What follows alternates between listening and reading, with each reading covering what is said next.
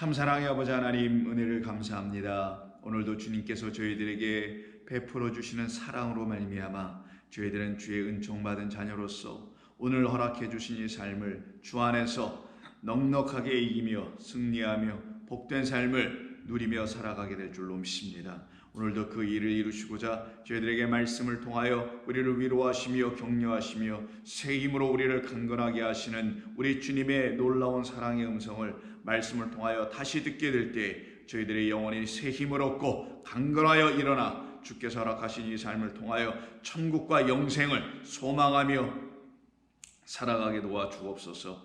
예수님의 이름으로 기도하옵나이다. 아멘. 우리 하나님 말씀 나누겠습니다.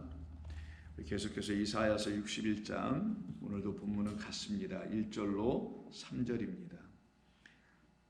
우리 어제 다 하지 못했던 1절의 부분을 오늘도 같이 나누도록 합니다. 먼저 본문을 읽도록 하겠습니다.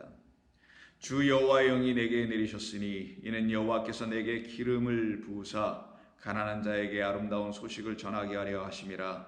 나를 보내사 마음이 상한 자를 고치며 포로된 자에게 자유를, 갇힌 자에게 노임을 선포하며 여호와의 은혜의 해와 우리 하나님의 보복의 날을 선포하여 모든 슬픈 자를 위로하되 무릇 시온에서 슬퍼하는 자에게 화관을 주어 그 죄를 대신하며 기쁨의 기름으로 그 슬픔을 대신하며 찬송의 옷으로 그 근심을 대신하시고 그들이 의의 나무 곧 여호와께서 심으신 그 영광을 나타낼 자라 일컬음을 받게 하려 하심이라.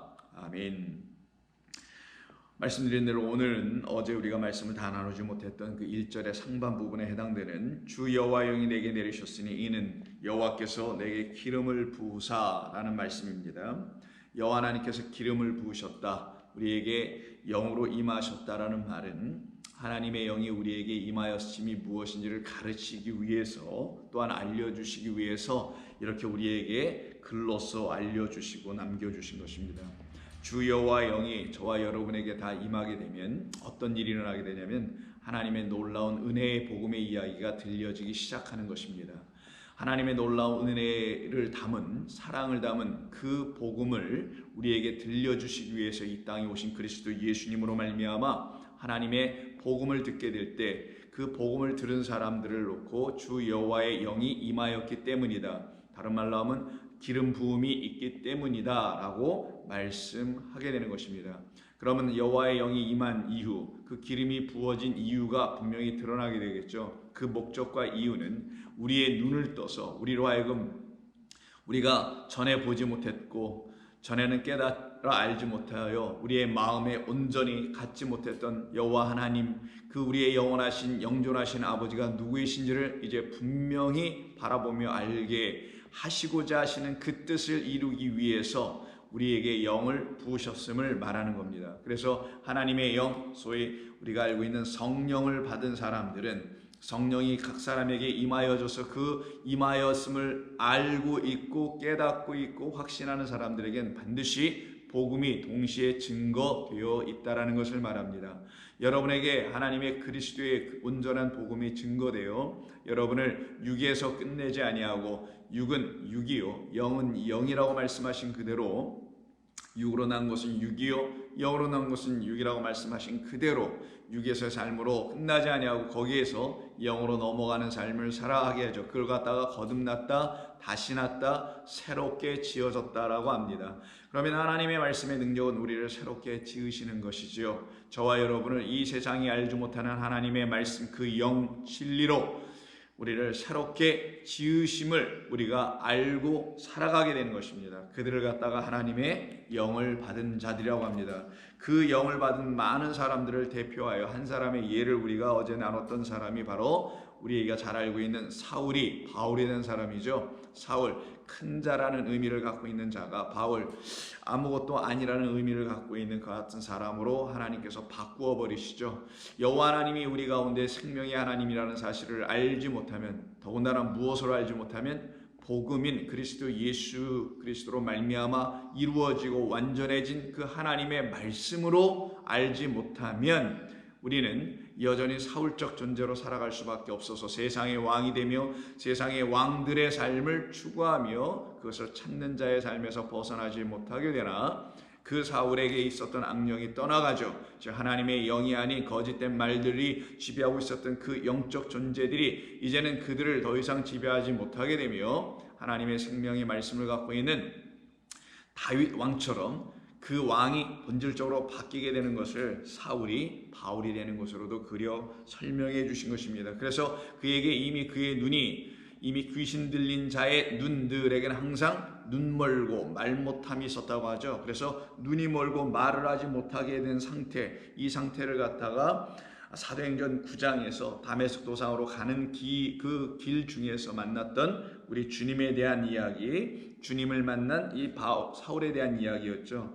그래서 그가 금식한다는 말이 나옵니다. 무려 3일간 보지 못하고 먹지도 못하고, 즉 9절을 보시면 사흘 동안 보지도 못하고 먹지도 마시지도 아니하였다. 자, 먹고 마시는 건 입의 역할입니다. 그 입이 말을 하지 못하였다라는 걸 표현하는 것이 먹지도 마시지도 아니함으로 그 입의 역할을 더 이상 할 수 없음을 단언하여 설명한 겁니다. 요 이전까지, 이 사건이 일어나기 전까지 사울은 먹고 마신 자였죠. 어떤 것을? 사람의 전통, 장로들의 유전, 사람의 계명으로 가르친 유대교 안에서의 율법 가르침을 먹고 마셨던 자라서 그 먹고 마신 율법으로 다시 입을 열어 말할 수 있었던 자였죠. 그러나 이제 그는 금식에 들어갑니다. 말 못하는 자로 들어갑니다. 말할 이유가 더 이상 그에게 없다라는 것을 하나님께서 가르쳐 주시는 그 하나님의 개입하신 그 하나님의 시간 안으로 초대를 받고 들어가는 것이죠. 이걸 복된 사람이라고 하는 것입니다. 그럼 저와 여러분에게도 이와 같은 일들이 일어나야 되는 거 아니겠어요? 사울에게 이렇게 특별하게 이런 어떤 기가 막힌 어떤 역사 같은 것만 꼭 일어나야만 되겠습니까? 아니죠. 이건 다 비유며 표적에 불과한 것입니다. 하나님께서는 저와 여러분의 삶 속에서도 각양각색의 하나님의 지혜와 능력과 권능 아래서 당신의 때 카이로스를 우리에게 집어넣어 주셔서 당신을 우리로 하여금 알게 해주시는 역사는 다양하게 우리에게도 이미 나타나 있습니다. 그래서 눈은 떴으나 아무것도 보지 못하고, 그래서 사흘 동안 보지 못하고 먹지도 못하는, 말 못하는, 그래서 귀신 들린 자들은 항상 보지 못하고 말하지 못한 상태에 있다는 것을 우리가 이미 며칠 전에 살펴본 것을 여러분 기억하시라 생각합니다. 바로 이 상황이 이 사울이라는 젊은 청년에게도 동일하게 나타나게 됐던 것입니다. 그러나 하나님께서 당신의 사랑하는 종 아나니아를 보내시죠. 12절, 그가 아나니아라는 사람이 들어와서 자기에게 안수하여 다시 보게 하는 것을 보았더라 라고 하는, 이미 사울에게는 하나님께서 환상 가운데서 보여주셨어요. 앞으로 너에게 일어날 일이 이런 일이야. 아나니아라는 사람이 너에게 올 거니 미리 두려워하지 말라. 그가 너를 다시 보게 하여 라는 말을 하죠. 그가 안수하면 너는 다시 보게 돼. 그럼 눈을 뜨게 되는 겁니다. 그래서 다시 보게 하는 것을 보게 될 거야 라고 분명히 성경이 증거하여 알려주죠. 그래서 사울은 그를 약속 가운데, 하나님이 주신 그 약속 안에서 아나니아를 기다리게 됩니다. 17절, 아나니아 갑니다. 떠나서 그 집, 사울이 머문 그 집으로 들어가서 그에게 안수하여 이르되, 형제 사울아, 주 곧 내가 오는 길에서 나타나셨던 예수께서 나를 보내어 너로 다시 보게 하려고. 여기 중요한 말씀을 쓰죠. 다시 보게 하려고. 아나블레프입니다. 근데 어떻게 봐요? 예전에는 하나님께서 주셨던 걸 그냥 봤는데 이제는 위의 것으로, 하나님의 것으로 다시 볼 수 있는 능력을 주시네요. 그게 바로 성령이 하시는 일이다 라는 겁니다. 하나님께서 주신 이 말씀이라는 것을 이제 어떻게 해요? 다시 보게 함으로, 하나님께서 지어놓으신 모든 것을 다시 보게 함으로, 하나님께서 지으신 그 사울이란 자기 자신을 다시 보게 함으로, 하나님께서 그의 인생을 이끌어 오신 모든 인생의 발자취를 다시 보게 함으로, 누구의 눈으로? 성령이 비춰진 그 빛을 가진 그 새롭게 지어진 그 마음과 눈으로 보는 거예요. 자기의 인생의 경험으로 보고, 인생의 아픔과 역경과 시련으로 다시 인생을 되살펴보고, 좌절과 실패와 역경으로 되돌아보고, 이러는 게 이 세상이 자기를 다시 관찰하여 자기의 삶의 어떤 목표들을 계속 관철해 나가려고 하는 소위 자기 반성의 수준의 이야기들 아닙니까? 그러나 성도들은 그런 자기 반성을 하는 게 아니거든요. 성도는 자기를 부인하는 것이지 반성하는 사람들이 아닙니다. 자기가 부인돼야 자기가 사라지고 자기 안에 누가 들어와요? 우리를 부인시키신 그리스도 예수의 죽으심이 들어와서 우리가 그의 복음의 말씀 안에서 묶여버리는 거거든요. 이와 같이 부인이 일어나게 하는 사건이 바로 다시 보게 하는 사건입니다. 즉 이 하나님의 말씀을 육으로 보지 않아요. 세상으로도 보지 않고 자기의 욕심으로도 보지 않고 인간의 해석으로도 보지 않고 세상 어떤 차원의 교회와 세상 어떤 차원의 나라로 만들어가는 말씀으로 보지도 않습니다. 이것을 무슨 인권으로 보고 이것을 어떤 세상 나라의 법과 유사한 어떤 말들로 사용하는 것으로 이걸 보지 않습니다. 그런 걸 성경이 정의라고 하지 않습니다. 그거는 사람이면 누구나 해야 할 정의에 불과한 거고 우리든 누구든 예수 믿는 사람이든 아니든 당연히 그 정의로운 것은 세워나가야 되는 것이 반드시 마땅한 겁니다. 그러나 성도에게는, 즉 성도는 누구예요?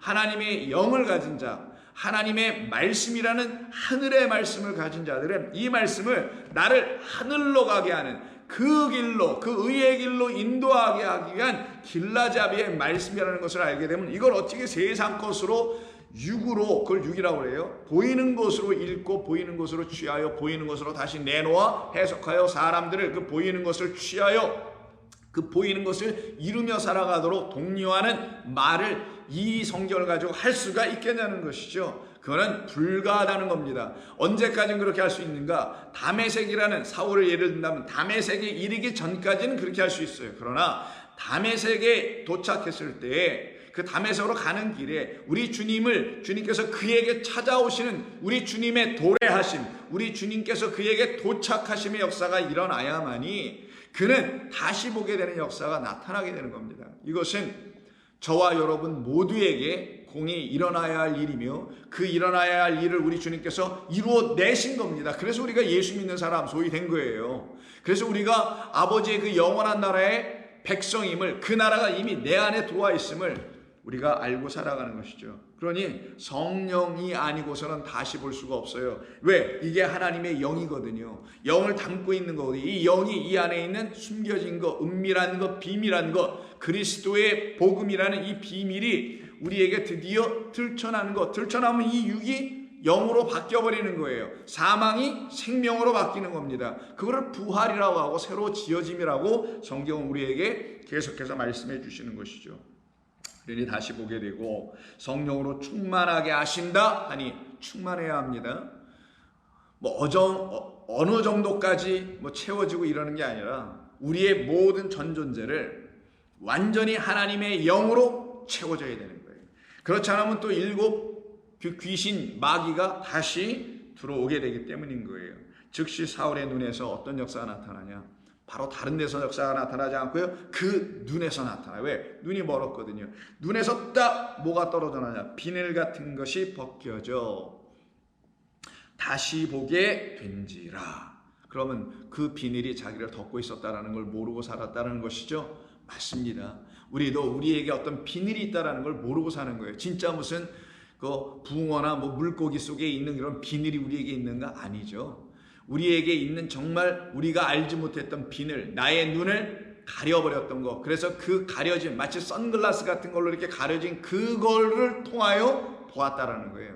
우리가 갖고 있는 비늘이라는 걸 통하여 보았다라는 거예요. 비늘이 뭐예요? 고기에 쓰는 겁니다. 왜 굳이 비늘이라고 얘기했을까요? 우리가 바다에서 건져질 물고기니까. 우리 사람을 낚는 업으로 오신 우리 주님께서 우리를 물고기로 낚으셔서 그리고 그거를 죽여야 되거든요. 그 육을 끝내야 되거든요. 그럼 비늘 벗겨지는 거죠. 바로 그 비늘 벗겨짐은 우리의 죽음, 이 사울에게서 비늘 벗겨짐은 물고기를 낚아버리시겠다는 이 세상 바다 성전에 빠져있는 우리를 낚으러 오신 세상의 어부, 사람 낚는 어부로 오신 우리 주님에서 낚여지는 걸 얘기하는 겁니다. 그때 그가 갖고 있었던 그 비늘, 자기의 온몸을 뭘로 덮어요? 고기가 비늘로 덮잖아요. 그 비늘이 벗겨져 나가는 거. 나의 온몸, 나의 몸을, 나의 모든 것을 비늘로 가려버렸었네. 그걸로 내가 하나님을 보고 그걸로 만물을 보고 그걸로 신앙생활하고 그걸로 하나님을 예배하고 영광을 돌린다 하며 살아왔었네. 근데 그 비늘이 딱 떨어지니까 예배가 달라지고 영광이 달라지고 삶이 달라지고 모든 것이 달라질 수밖에 없어요. 이걸 그리스도인의 변화라고 하는 겁니다. 이걸 갖다 우리가 쓰자고요. 우리도 멋지게 The transformation of the world. 이런 거예요. 세상을 변화시키는 것이다. 세상 누구? 나. 어떤 세상? 이 눈에 보이는 세상을 변화시키는 게 아니라 하나님이 지어놓으신 이 세상을 변화된 것, 어떤 것? 진리를 담고 있었구나. 나를 진리 가운데로 인도하시려고 보여주신 것뿐이구나. 근데 이게 비닐이 벗겨지니 그 안에 담아놓은 하나님의 오묘하고 놀라운 진리가 보여지네.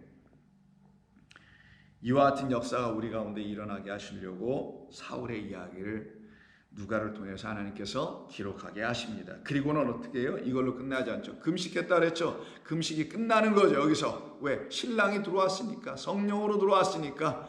그 신랑이 없었을 때는 뭐라고 그랬어요? 금식하라 그랬죠. 그래서 신랑도 없으니 너 금식해. 신랑을 뺏기는 날에는 반드시 금식해. 왜? 그 신랑 달라고. 그 신랑은 나에게 금식을 끝내게 하실 분, 다시 먹을 것을 주실 분, 마실 것을 주실 분. 그래서 그 신랑 그리스도 예수께서 그에게 완전히 들어가는 거죠. 그러니 그가 먹지도 못하고 마시지도 못한 그의 금식이 끝나게 되고 드디어 그는 먹게 되네요. 먹게 되니 그 안에 있는 게 하나님의 선한 양식이었겠죠. 그것으로 말을 하기 시작하네요. 그래서 20절 곧바로 즉시로 각 회당에 가서 예수가 하나님의 아들이심을 말하더라. 케르소, 전파, 선포하더라. 이것이 바로 하나님께서 사울이라는 사람의 눈을 열어주시는 것이죠. 그래 성령이 임하게 됩니다. 이에게 정말 기름이 부어지네요. 그때 이 기름 부음 받은 이 성령을 받은 이 사람에게 복음이 드디어 선포됩니다. 이 사람에게 복음이 선포되니 하나님께서 찾으시는 사람은 바로 어떤 사람이냐? 바울이 이렇게 얘기하죠. 로마서 1장 25절에서 표면적 유대인이 아니다. 겉으로 하나님을 알고 또 사람들이 만들어 놓은 어떤 종교를 통해서 하나님을 알았다, 믿는다 하는 것이 표면적 유대인이라는 말을 하는 거예요. 왜? 당시 유대교 안에 있었던 모든 사람들은 정말 타고난 그 자체가 유대인이었거든요.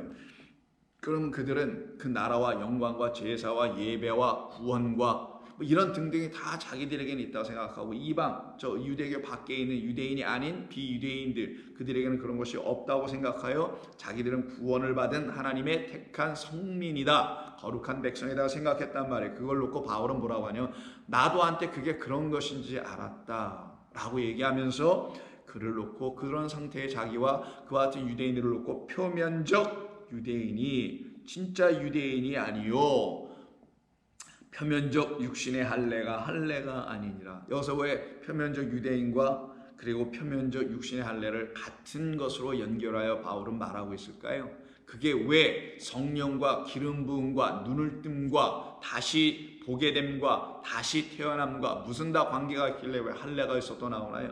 아시다시피 이건 그리스도께서 우리에게 보여주신 그 할례, 십자가에서 죽음, 그 죽음을 우리에게는 뭐로 임하여? 세례로 임하는 것이 이게 빌립보서의 말씀 아닙니까? 바로 이 할례는 껍질을 벗는 겁니다. 아시다시피 문자 의미 자체가 껍질을 벗겨서 그 안에 있는 걸 드러내게 하는 거예요. 그래야 뭐가 나와요? 생명이 나가게 되는 겁니다. 자, 그 껍질을 벗기는 것, 아까 사울에게 있어서는 비늘, 그 껍질이 벗겨지는 것이죠. 이렇게 껍질이 벗겨지는 그 할례는 눈에 하는 것이요 마음에 하는 것이죠.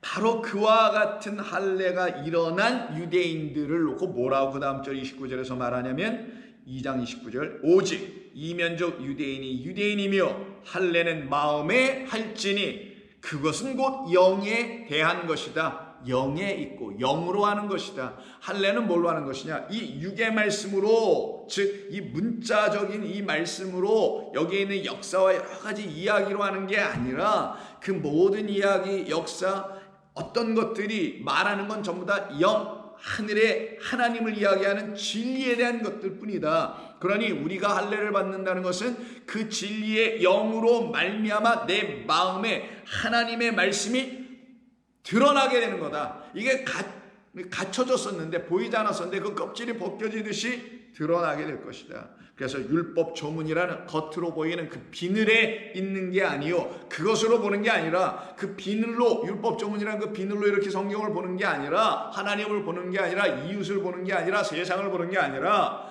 오직 영으로 보는 것이다. 진리라는 그 하나님의 말씀으로 보는 것이다.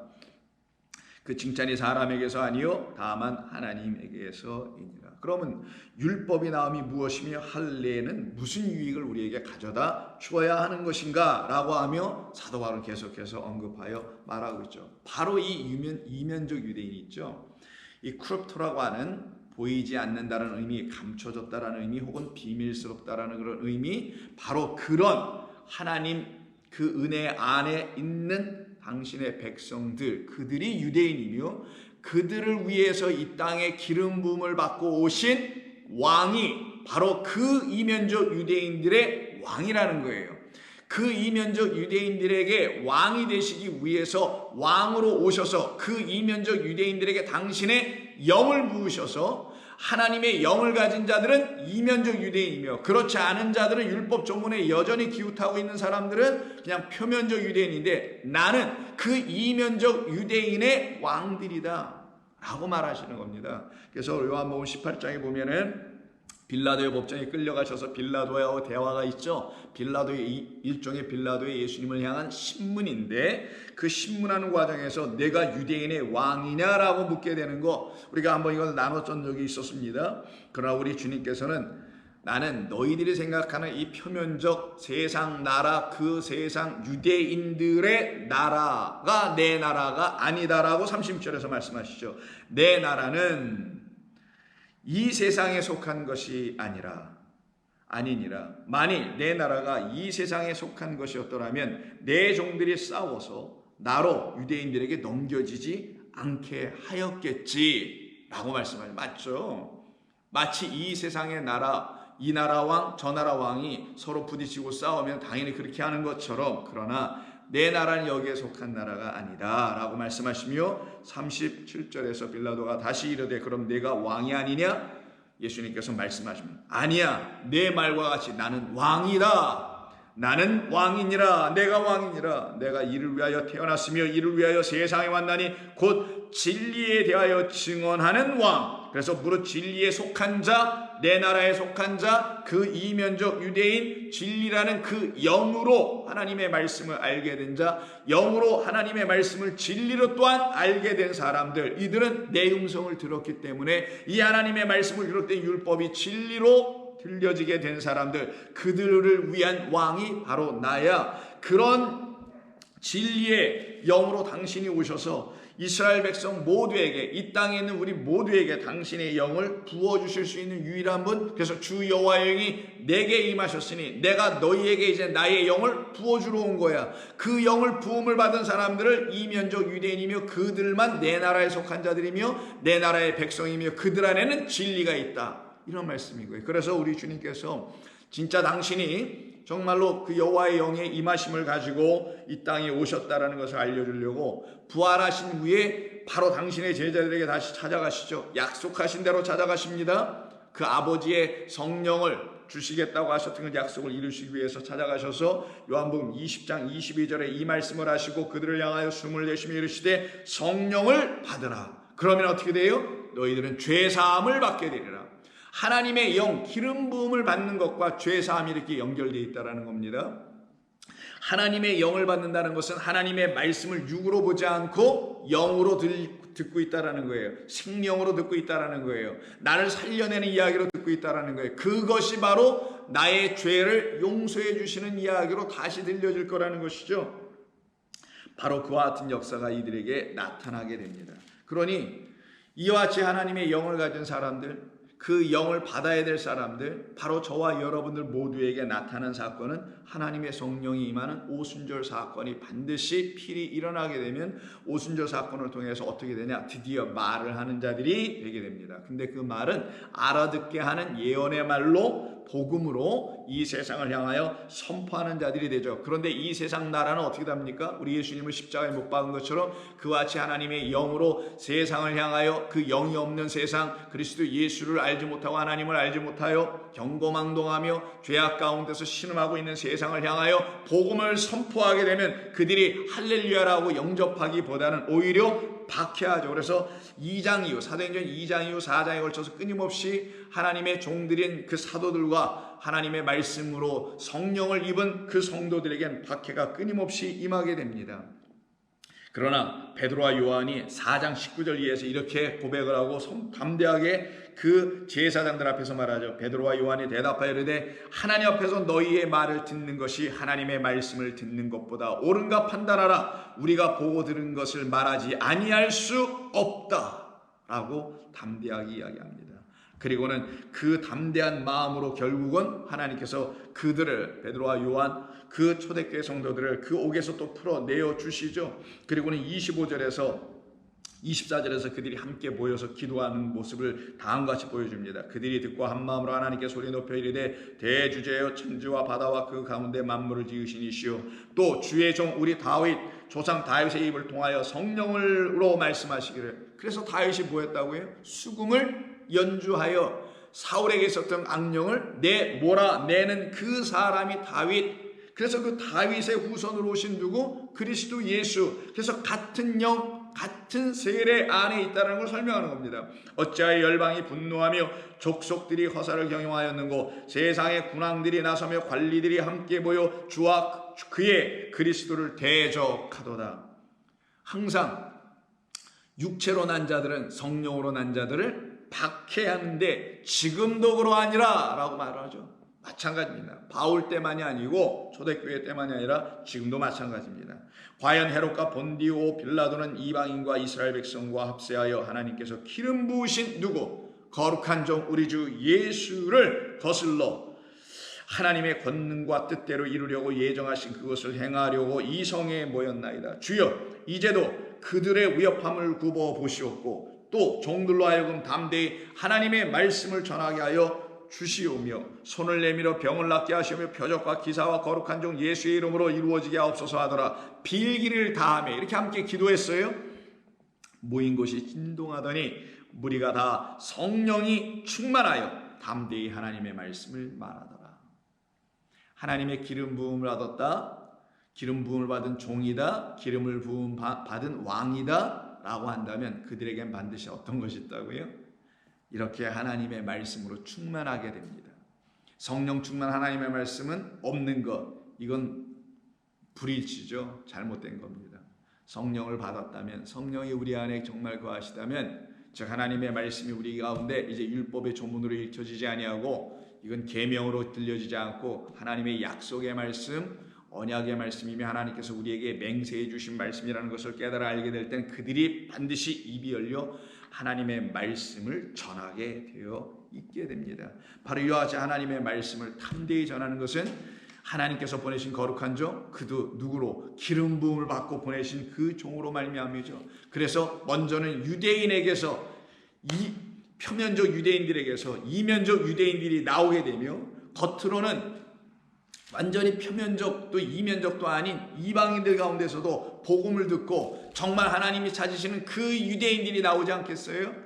유다이코스라는 그 유다의 후손으로 오실 그리스도 예수로 말미암아 살아날 자들이 이방인 가운데서 나와야 되겠죠. 그래서 10장 보면 가이사라의 고넬로라는 사람, 백부장의 한 사람이 있었죠. 그가 늘 하나님에서 경외하며 많은 백성을 구제하고 하나님께 항상 기도하는 사람이 있었습니다. 그때 하나님의 사자가 들어오네요. 처음엔 그가 하나님의 사자인 줄 알았더니만 나중에 그가 그의 집에 하나님께서 보내셔서 초대하여 들어왔던 베드로에 의해서 들어보니 자기에게 이미 역사하셨던 그 하나님의 사자는 하나님의 영이신 성령이었다는 걸 알게 됩니다. 자, 베드로가 다음과 같이 말하죠. 38절 하나님이 나사렛 예수에게 성령과 능력을 기름 붓듯 하셨음에 그가 두루 다니시며 선한 일을 행하시고 마귀에게 눌린 모든 사람을 고치셨으니 이는 하나님께서 함께 하셨기 때문이라. 그러니 당신들에게도 그 하나님은 함께 하심을 나는 믿습니다라고 그들에게 복음을 전가하네요. 그때 44절에 보니 베드로가 이 말을 할 때에 성령이 말씀 듣는 모든 사람에게 내려오시니, 즉 베드로가 어떤 말을 했을 때 성령이 임했다고요? 세상 말이요? 율법의 조문이요? 아니면 이 세상을 어떻게 만들어가자는 그런 얘기예요? 우리가 어떻게 열심히 더하면 하나님께 영광 돌릴 수 있느냐 그런 얘기예요? 어떻게 하면 우리가 매일매일 하나님 앞에서 신실하게 우리를 잘 다듬으며 살아갈 수 있느냐 그런 얘기예요? 아닙니다. 우리는 다 죄인으로소이다. 우리에겐 육의 비늘로 말미암아 하나님의 영의 말씀을 알아듣지 못하여 자기 부인을 이상하게 하고 있었던 그런 자기 부인의 사람들이었으나, 우리는 하나님의 영을 드디어 기름 붓듯 성령을 우리 주 예수 그리스도께 부어주신 그 동일하신 하나님, 그 영으로 또한 부활하여 우리에게 지금 영이 되어 보혜사가 되어 그리스도가 되어 우리 가운데 들어오도록 하신 그리스도 예수님을 보내주신 같은 아버지의 성령으로 말미암아 우리는 눈을 뜨고 일어나야 될 사람들일 뿐입니다. 그래야 진정 하나님이 원하시는 자기 부인과 자기 죽음과 십자가에서의 예수의 죽음을 짊어지고 나아가는 자가 될 수 있습니다라는 그 복음을 증거하고 있었던 거예요. 모든 사람들은 바로 그와 같은 말씀을 하고 그 말씀을 듣는 그 자리에서만 성령이 바로 사람들에게 임하더라 라는 것입니다. 45절, 베드로와 함께 온 할례 받은 신자들이 이방인들에게도 성령 부어주심으로 말미암아 논란이. 이때 할례 받은 자들이 있네요. 그 할례죠. 이면적 유대인들이 받아야 될 마음의 할례 받는 사건이 일어난 사람들입니다. 성령 부어주심으로 말미암아 논란이 이는 방언을 말하며 하나님 높임을 들으미러라. 이에 베드로가 이르되 이 사람들이 우리와 같이 성령을 받았으니 누가 등이 물로 세례를 베품을 금하리요 명하여 예수 그리스도의 이름으로 세례를 베풀라 하니라. 그들이 베드로에게 며칠 더 머물기를 청하니라. 초대교회에 있었던 이 세례는 지금 우리가 하고 있는 세례와 너무 좀 사뭇 달라 보입니다. 초대교회 때 세례는 예수 그리스도의 그 할례, 십자가에서 죽음에 묶이는 거예요. 그래서 바울이 표현한 것처럼 나는 예수의 죽음을 짊어지고 나아간다는 거죠. 왜? 예수의 생명이 내 안에 살아있게 하기 위해서. 바로 그런 세례들을 받았던 거예요, 당시의 초대교회 성도들은. 그러니 이와 같이 하나님의 말씀을 이렇게 듣고 이런 사도들로 가르침을 받고 오직 하나님의 그 약속 안에서 약속해 놓으신 것, 곧 하나님의 영을 보내주시겠다는 생명을 담은 진리의 말씀을 그리스도로 다시 보내주시겠다, 들려주시겠다 하셨던 그 약속만을 전하며, 그 약속은 우리 인간의 힘으로 어떻게 이루어지고 되어지고 나타나지는 것이 아니라 그 말씀을 그대로 액면 그대로 전하기만 하면 나머지는 하나님께서 일일이 당신이 구원하실 사람들은 다 알아서 구원하실 거라는 것을 믿고 있는 사람들은 반드시 그 약속의 하나님을 전하게 됩니다.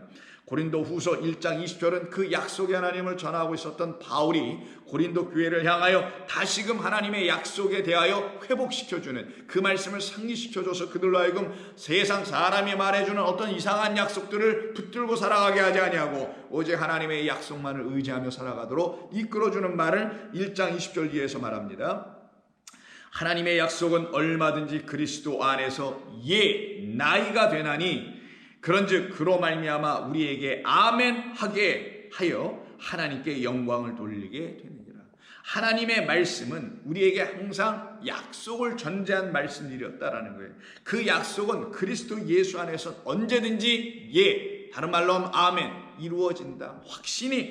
확실하게 하나님이 이루어 주신다라는 약속이라는 것, 그 약속을 다시 알려줍니다.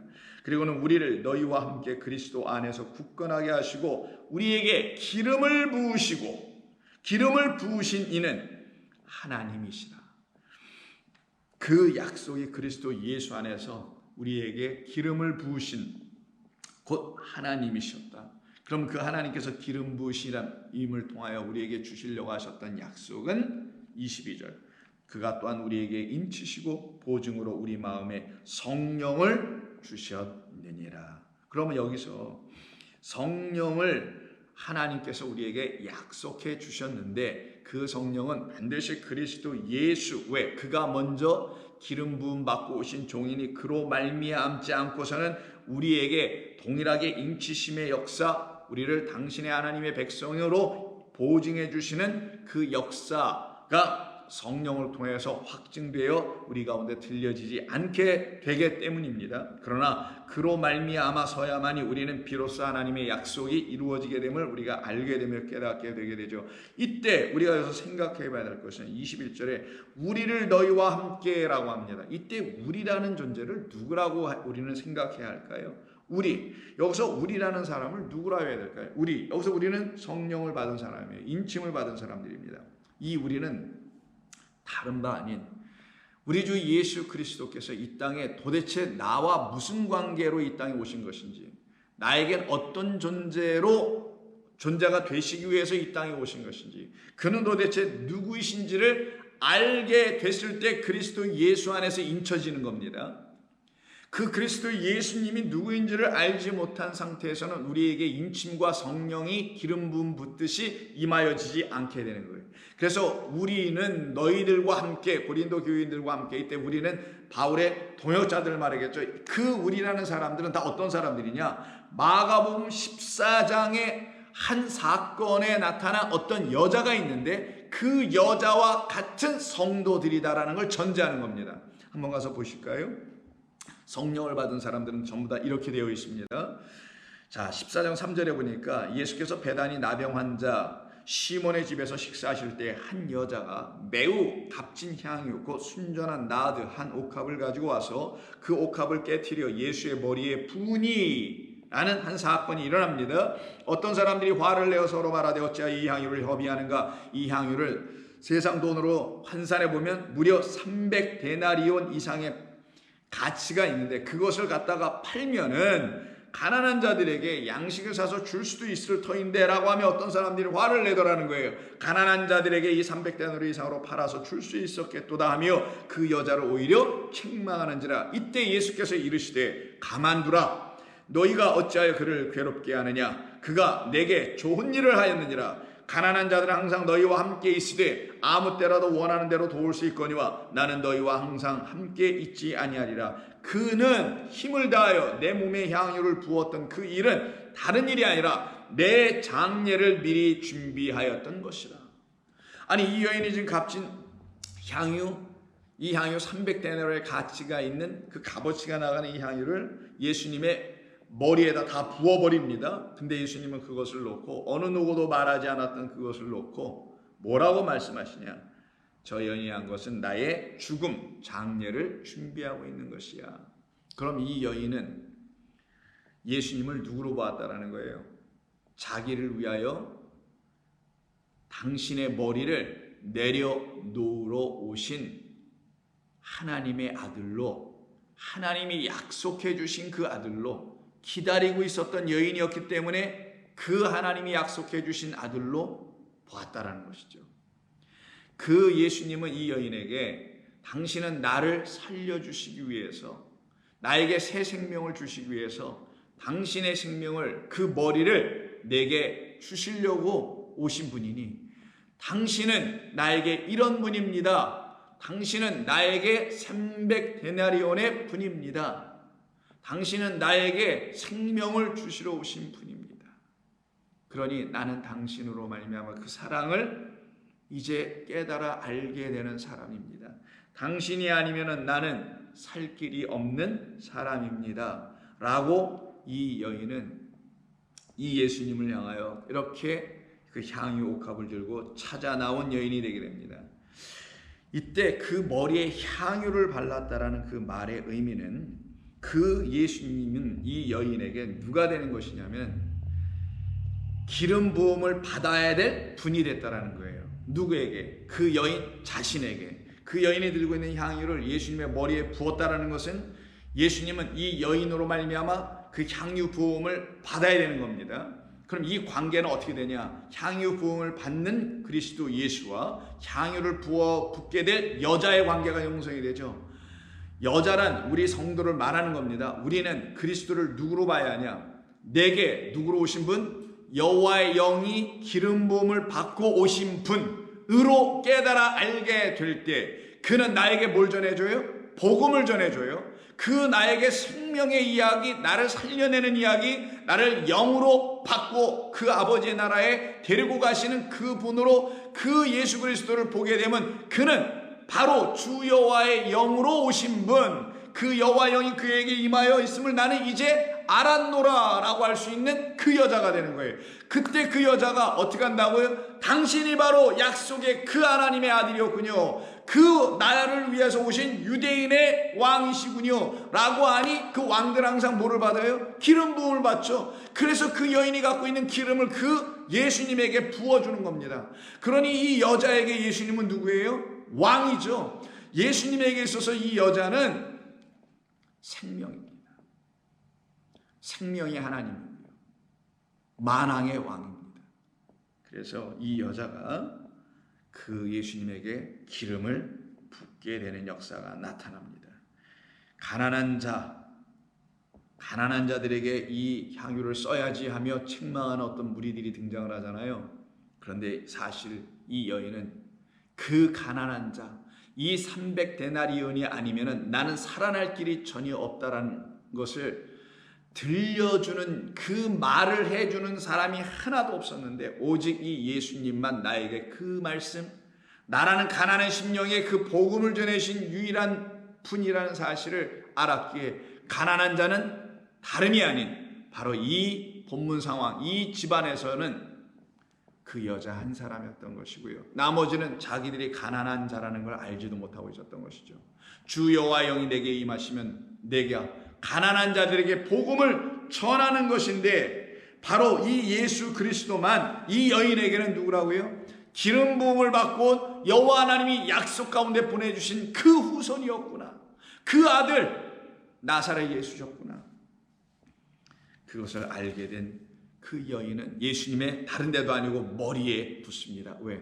당신이 내 몸의 머리입니다. 나는 당신의 것 몸된 교회입니다. 이 관계가 완전히 이루어지니 그 여인과 예수는 더 이상 불과분, 나눠지는 관계가 아니요, 아무런 상관이 없는 관계가 아니라 완전히 하나가 된, 한 몸이 된, 연합된 바사르, 말 그대로 육체 한 몸 복음이 되어버렸네요. 그래서 여러분 너무나 잘 아시는 오늘 본문을 그대로 인용하셔서 나사렛 회당에서 우리 주님이 성경을 읽어 증거해 주신 것이 누가복음 4장 18절, 주의 성령이 내게 임하셨으니 이는 가난한 자에게 복음을 전하게 하시려고. 그래서 이 여인은 누구로부터 복음을 듣게 된 거예요? 나 가난한 자였는데 나에게 복음을 300데나리온으로 그냥 한 번에 다 부어주시네. 한 데나리온, 한 데나리온, 한 10데나리온 이렇게 나눠주는 게 아니라 그냥 한 번에 다 당신의 생명을 다 부어주시는 그런 분이셨네요. 내가 가난한 자였는데 나에게 당신이 그 성령으로 복음을 전해주시네요. 그래서 마가복음 14장 그 이야기 속에 마지막 절에 우리 예수님이 이렇게 말씀하시죠. 9절, 내가 진실로 너희에게 이르노니 온 천하에 어디에 가서든지 복음이 전파되는 곳에서는 이 여자가 행한 일도 말하여 그를 기억하라. 여자가 행한 일, 이 행한 일 안에 뭐가 있어요? 복음이 있기 때문에 그런 거예요. 그래서 너희가 복음을 전할 때는 이런 복음을 전해야 하는 거야 라는 거지, 이 여자가 했던 것을 가서 이야기해주고 이 여자를 공로를 치하해줘라, 잊지 말라 이런 말이 아니라 이 여자가 행한 것이 복음이니 너희가 복음을 전할 땐 이 여자가 행한 이 300데나리온과 가난한 자에게 복음이 전해지는 것과 성령이 임한 것이 무엇인지, 성령은 나에게 이미 임한 것이고 그것을 바라보고 있었던 이 여인은 당신은 나에게 기름을 부어주시러 오신 유일한 하나님의 아들이시군요. 하나님이시군요. 그러니 당신은 나에게 왕입니다. 당신이 내게 왕 되어 주옵소서. 그래서 백성들이 왕 되어 주옵소서라고 어떤 한 사람에게 한 사람을 왕으로 옹립할 때는 그에게 뭘 보여? 기름을 붓게 된 거예요. 그러니 이 여인에게 예수님은 왕이시죠. 그리고 그 예수님이라는 그분이 왕된 그 나라 안에 이 여인은 들어가 있는 거, 그거를 갖다가 복음을 전하는 것, 그 이야기를 말해주는 걸 복음 전하는 것이라고 하는 것입니다. 누가복음 7장에 보시게 되면 유사한 이야기가 한 번 더 있는데 36절 이하에 한 바리새인이 예수께 자기와 함께 잡수시기를 청하니 이에 바리새인의 집에 들어가 앉으셨을 때 그 동네에 죄를 지은 한 여자가 있어 예수께서 바리새인의 집에 앉아 계심을 알고 향유 담은 옥합을 가지고 와서 예수의 뒤로 그 발 곁에 서서 울며 눈물로 그 발을 적시고 자기 머리털로 그 발에 입 맞추고 향유를 부으니, 아까는 머리에 지금은 발에. 그럼 머리와 발은 뭐예요? 머리를 내려놓으면 발이 눕혀지게 되지 않습니까? 예수님의 죽음을 얘기하는 거죠 또한. 근데 여기에 죄인이 한 사람으로 정해진 한 여인이 지금 들어와서 이와 같은 일을 합니다. 예수를 정한 바리새인이 그것을 보고 마음에 이르되 이 사람이 만일 선지자라면, 예수가 정말 선지자라면 자기를 만지는 이 여자가 누구며 라는 거에는 죄인이며 어떤 자 곧 죄인인 줄 알았을 텐데 선지자가 아닌가 봐 라고 생각을 하더라는 것이죠. 예수께서는 당시에 선지자들은 다 그렇다라는 거 아니겠어요?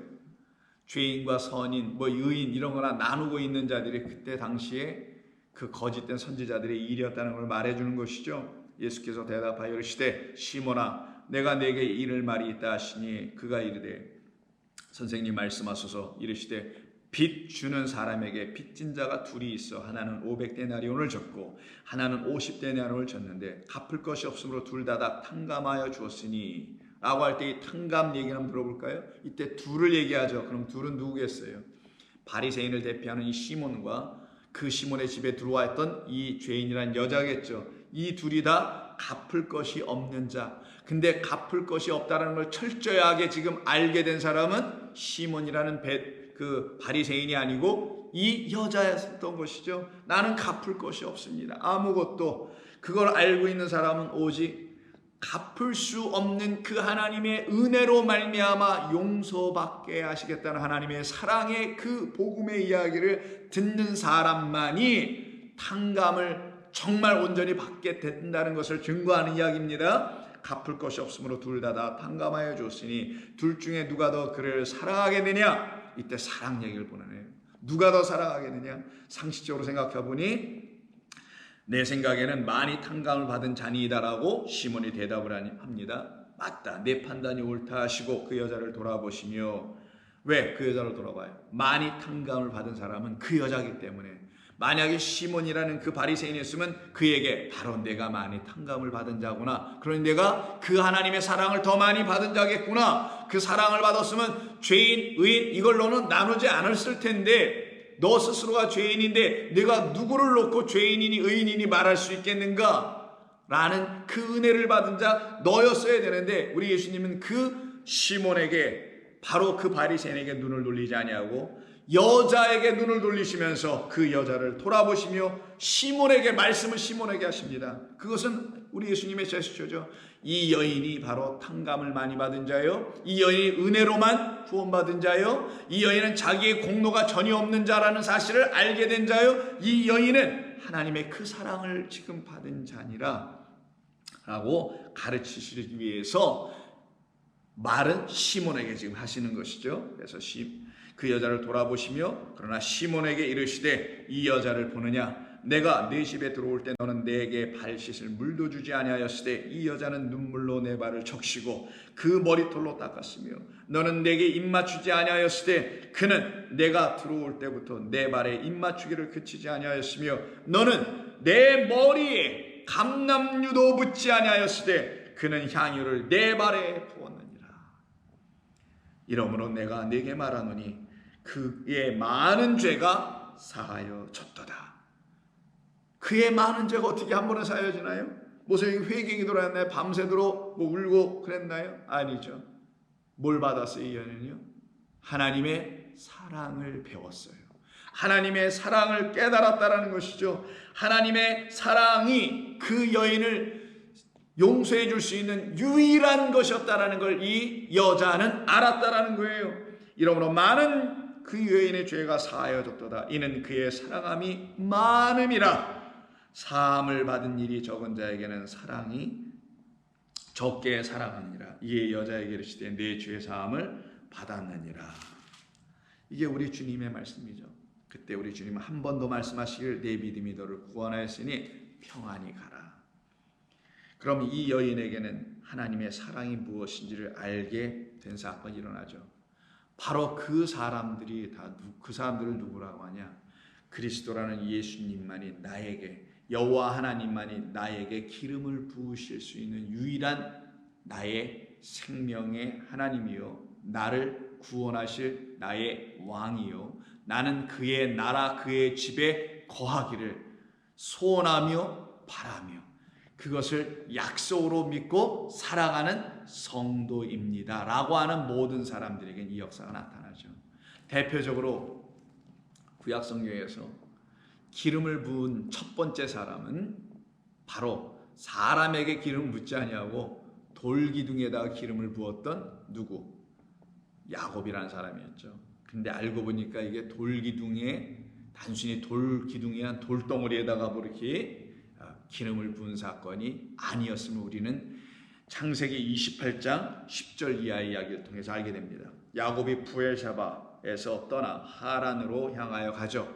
아버지 엄마의 그 말씀을 듣고 그 형 에서가 자기를 죽이려고 하니 떠나가게 됩니다. 그리고 떠나가기에는 또 다른 목적은 그 27장 46절에 있는 그의 어머니 리브가가 이삭에게 이르는 말 속에도 있어요. 내가 햇사람의 딸들로 말미암아 내 삶이 싫어졌거늘. 이 말이 뭐냐면 너의 형 에서가 지금 햇사람, 이 땅에 있는 이 땅의 딸들, 그게 바로 사람의 아들이 하나님의 아들들이 이 땅의 여자들, 땅의 여자들을 갖다가 취하는 창세기 6장의 이야기를 그대로 표현하고 있는 게 에서에게 나타난 이야기거든요.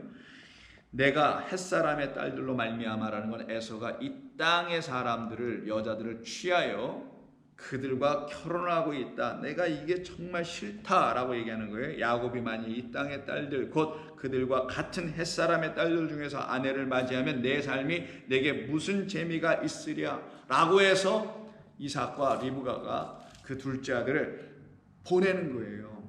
바단 아람으로, 외삼촌의 집으로, 라반의 집으로 가는 중입니다. 해가 진지라 11절.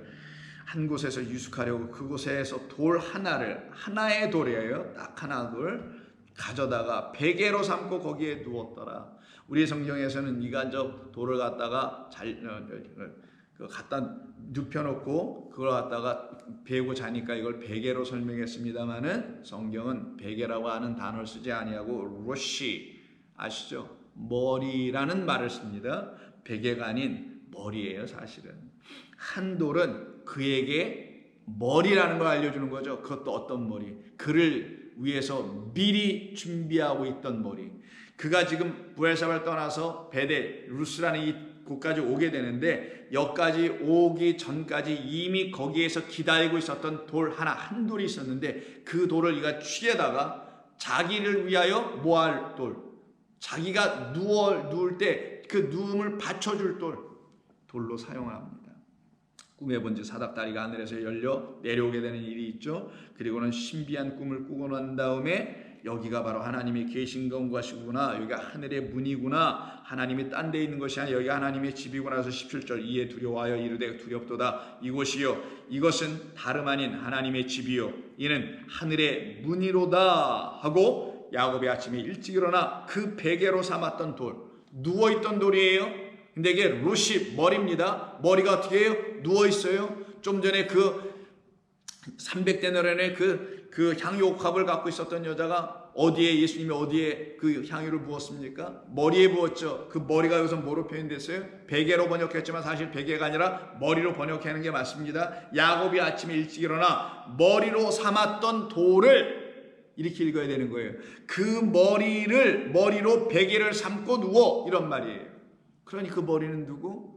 우리에게 머리가 되어 오시기로 약속해 주신 생명 하나님 그리스도 예수님, 바로 이 머리를 다시 어떻게 해요? 그게 머리가 돌이었네. 그를 세워서, 누웠던 것을 세워서, 누웠다 잠자다 죽었다 환상을 보고 말씀을 보고 다시 살아난 누구에 의해서, 깨어난 누구에 의해서? 야곱에 의해서 그 돌은 살아 세워지더라. 그래서 그 돌을, 머리로 삼았던 돌을 가져다가 기둥으로 세우고 그 위에 기름을 붓고 그곳 이름을 베이트엘, 하나님의 집이라, 하늘의 문을 열어주시는 집이라. 그래서 그냥 집이면 안 되고, 그냥 하나님의 집이라는 성전, 이런 성전들 말고 반드시 하늘의 것을 열어줄 수 있는, 양의 문으로 오시는, 그래서 하늘의 문을 열어주시는, 하늘이라는 당신을 열어주실 수 있는 그 문, 그 집이 있는 그곳에 그 베델이라는 곳으로 거기 이름을 지어놓고 서원합니다. 뭐라고 하냐면 20절 야곱이 서원하여 이르되 하나님이 나와 함께 계셔서 내가 가는 이 길에서 나를 지켜주시고 먹을 떡과 입을 옷을 주셔서 내가 평안히 아버지 집으로 돌아가게 하시오면 여호와께서 나의 하나님이 되실 것입니다. 아버지 집, 문자상에서 이야기 속에서는 부엘세바에 살고 계신 아버지, 어머니 이삭과 리브가의 집으로 다시 돌아가게 해달라는 것처럼 들려지지만 이야기가 과연 그런 이야기일까요? 평안히 아버지 집으로 돌아가야 될 그 아버지 집은 우리의 그 영원하신 영존하신 아버지 집, 그 본향으로 돌아가게 해달라라는 그 집을 말하는 겁니다. 왜? 지금 꿈 환상 속에서 하늘의 문이 열리고 사다리가 내려오며 멜레크들이 오르락내리락, 주의 사자가 오르락내리락 하는 것을 보고 여기가 정말 하나님의 집이구나, 즉 그와 같은 역사가 일어나는 그 사람들의 심령 안에만 하나님의 집, 하나님의 나라, 그 의의 나라가 세워진다는 걸 말하는 겁니다. 그러니 그가 보았던 진짜 하나님의 집은, 베이트 엘이라는 그 집은 자기 아버지의 집이 아니죠. 그 아버지의 집은 하나님의 집이며 하나님의 집은 곧 그에게 영원하신 아버지의 집으로 돌아가길 소원합니다.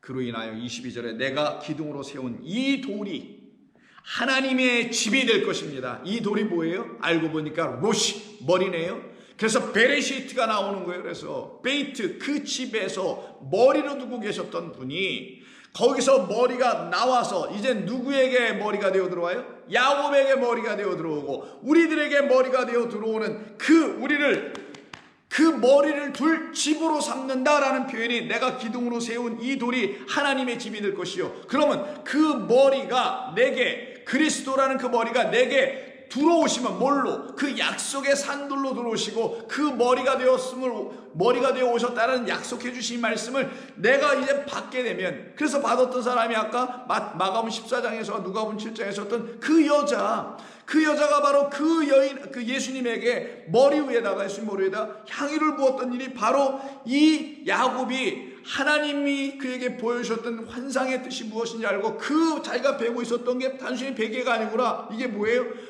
머리구나. 그가 당신의 머리를 내 머리에다 넣어주신 거라서 그가 머리를 그 머리에다가 놓았다라는 거예요, 이게 지금.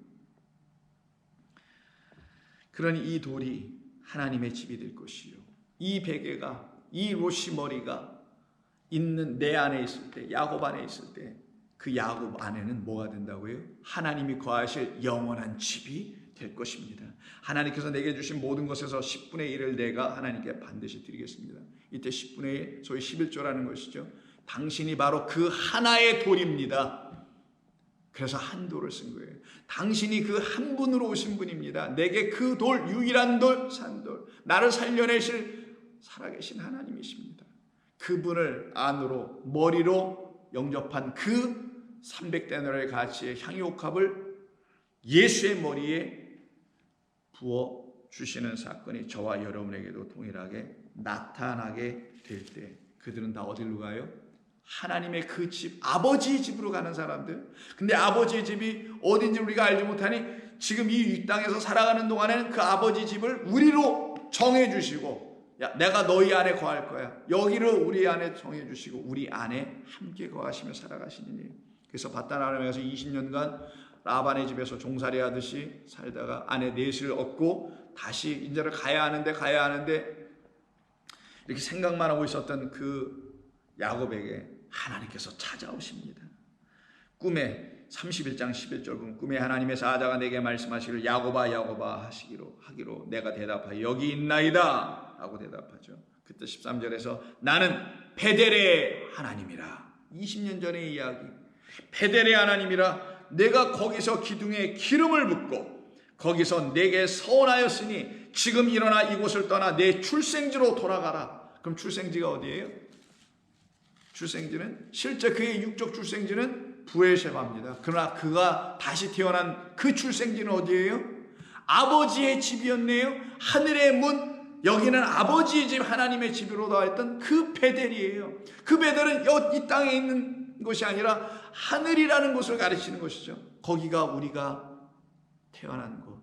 우리는 거기서 태어나서 거기서 보냄을 받고 잠시 이 땅에 와서 여기서 육으로 살아가고 있으나 하나님의 그 약속의 말씀을 그리스도 예수님으로 또 다시 듣고 그 나라가, 그 아버지가 계신 곳, 그 영원한 나라만이 나의 집이구나, 나의 출생지는 거기구나, 그 일을 위하기 위해서 내게 기름을 부으심을 받고 오신 분이 바로 그리스도 예수였으니 나도 그에게 이제는 기름을 부을 수 있는 자 되는 것, 그가 하나님께 기름을 부으신 분이라는 것을 깨달았을 때 그는 나의 왕이 되어주셔야 되니, 그가 그의 나라 나를 인도하실 왕이시니 나도 그에게 기름을 부어 그를 나의 왕으로 삼는 자, 그 예수님을 나의 머리로 삼는 자, 그들이 바로 하나님의 이 사랑, 어떤 사랑? 나를 끝까지 인도하여 아버지의 그 집으로 인도해 주실 것이라고 서원한 모든 자들에게 그 일을 이루시는 하나님, 그 신실하시고 사랑으로 우리를 인도하시는 하나님, 그들만이 영원토록 길을 잃지 않고 하나님의 은혜 가운데 살아가게 됩니다. 그래서 시편 23편, 여호와는 나의 목자시니라고 시편에서 5절에 이런 말씀을 하죠. 주께서 내 원수의 목전에서 내게 상을 차려주시고 기름을 내 머리에 부으셨으니 내 잔이 넘치나이다. 내 평생에 선하심과 인자하심이 반드시 나를 따르리니 내가 여호와의 집, 아버지의 집, 그 집으로 다시 돌아오게 해달라는 그 기도가, 그 간구가 야곱에게 있었던 것처럼 내가 여호와의 집에 영원히 살리로다. 어떤 사람들에게요? 주의 영, 그 기름이, 성령이라는 그 기름이 내 머리에 부어졌으니. 그러니 예수 그리스도에게 그 향유옥합을 부었던 그 여인의 머리 위엔 이미 뭐가 부어져 있는 거예요? 그리스도로 말미암아 그 여인에게 부어져야 될 그 영이 그 여인에겐 이미 임하여 있었던 것이죠. 그래서 그 여인이 하나님의 사랑을 알게 됐던 것입니다. 그러면 그 여인이 어떻게 돼요? 이렇게 말한다는 거예요. 내 잔이 넘치나이다. 잔은 뭐예요? 이렇게 몸뚱이 있는 것이죠. 뭘 담는 것이죠. 여기에 잡는 게 뭡니까? 그 잔에 기름이래요. 성령이래요. 그럼 우리라는 존재에게 담겨질 건 뭐예요? 하나님의 영, 성령으로 충만해지는 것. 그래서 하나님의 말씀으로 충만하여져서 우리 안에 누가 돼요? 하나님의 영이 거하심 곧. 그래서 내가 여호와의 집이 되었구나 이제는. 그래서 나는 그 여호와의 집에 이제 영원토록 거하는 자가 되었구나. 그러면 그 여호와의 집에는 항상 뭐가 넘쳐요? 하나님의 영, 성령이. 그래서 너희가 하나님의 거룩한 성령의 전인 줄, 거룩한 전인 줄 알지 못하느냐라는 말이 나오는 거예요. 성경에. 우리는 이제 압니다. 그래서 우리 안에 있어야 될, 이 잔 안에 넘쳐야 될 그 기름을 요한복음 7장 38절에서 나를 믿는 자는 성경의 이름과 같이 그 배에서 생수의 강이 흘러나오리라. 우리 이 배를 잔입니다. 이는 그를 믿는 자들이 받을 성령을 가리켜 말씀하신 것이니라. 그럼 우리는 다 뭐예요? 하나님의 기름을 부음을 받아야 될 자들이죠. 하나님의 기름을 부음받는다, 성령을 부음받는다라는 건 뭡니까? 우리를 하나님의 거룩한 말씀이 되게 하는 거거든요. 우리를 하나님께서 거하시기에 합당하신 당신의 성소, 성전, 처소, 당신의 집으로 삼는 거거든요. 그래서 우리 모두는 그 집이 되지 않은 그 세상 나라에 살다가 거기서 그리스도 예수님의 음성을 듣고 거기서 나와, 이걸 출애굽이라고 해요. 나오면 어떻게 돼요? 하나님의 집으로 다시 지어지는 것이죠. 하나님이 거하시기에 합당한 집으로. 그걸 알려주고, 그것이 무엇인지, 우리가 하나님의 집으로 지어지는 것이 무엇인지, 하나님의 영이 충만히 거하실 그 집으로 기름 부음을 받아야 될 자들이 왜 우리가 그렇게 되어야 되는지를 알게 해주시려고 우리에게 보여주셨던 사건이 출애굽 때 이스라엘 백성들을 광야로 이끌어내신 다음에 그들에게 하나님의 집, 하나님의 거룩한 처소인 성막을 짓게 하셨던 겁니다.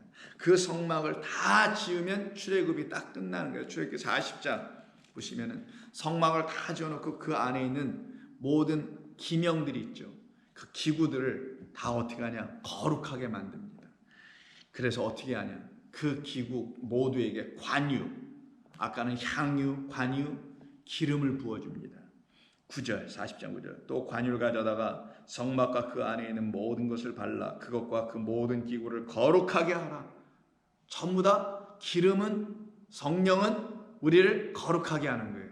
하나님의 말씀은 우리를, 하나님의 말씀이 거룩한 말씀인 걸 알게 하는 거예요. 거룩한 말씀, 우리를 깨끗게 하는 말씀. 그래서 깨끗게 한다는 건 우리의 죄를 용서해 주시는 말씀. 그래서 진리의 말씀이 내게 들어오면 그냥 용서가 다 돼버리는, 하나님의 은혜에 압도되고 사랑에 눌려버려서 그냥 다 용서가 돼버리는 그 거룩함을 입은 자가 바로 나라는, 우리라는 사실을 알게 해주는 것.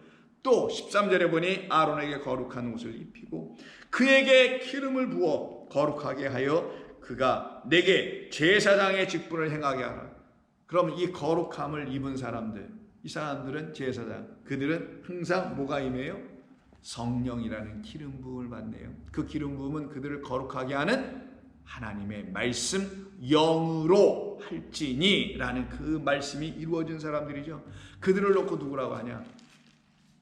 예수 그리스도께서 하나님의 기름을 부음받고 오신 왕, 이면적 유대인의 왕인 것, 나의 왕이라는 사실을 알게 해주시는 그 성령이 또한 내게 임하였으니 나 또한 누가 돼요? 왕 같은 제사장이 되는 거예요. 그리스도가 만왕의 왕이시며 바로 그 만왕은 우리들이 되는 겁니다. 그래서 베드로전서